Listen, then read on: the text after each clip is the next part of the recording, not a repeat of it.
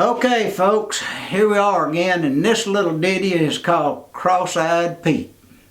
Cross-Eyed Pete was a prince of a man and known to be a real fine feller. He had a unique condition with his eyes that made him a great fortune teller. With one eye he could see the future, and with the other the past. A swami with a set of tools like that couldn't help but get rich fast. He wore his shoes on the wrong feet, which folks sometimes pointed out. Through his set of eyes, everything looked okay, don't you ever doubt.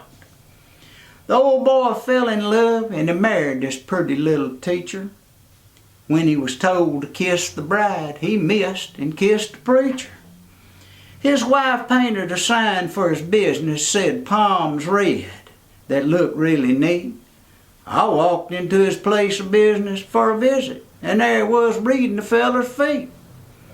A gypsy-style bandana headband, gold earrings, and a puffy shirt was his work attire.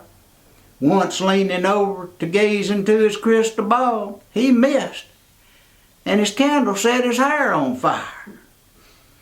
Wasn't long after the fire, Pete and his wife had a son that was a cute little critter. Old Pete nearly fainted at the hospital because to him it looked like his wife had birthed a litter. After closer examination of his child, his reaction was no surprise. Pete shouted out, "No doubt this here's my boy. Look, he's got my eyes." Over the years, Pete Jr. kept getting bigger and just kept on growing, still adjusting to his eyes. He sometimes wasn't clear if he was coming or going. He asked his dad if he'd take him to the range and teach him to shoot a gun. Like most boys, what he really wanted was some quality time between father and son. Entering the shooting competition fulfilled little Junior's childhood dream. Got a trophy for last place because he had more misses than anybody had ever seen.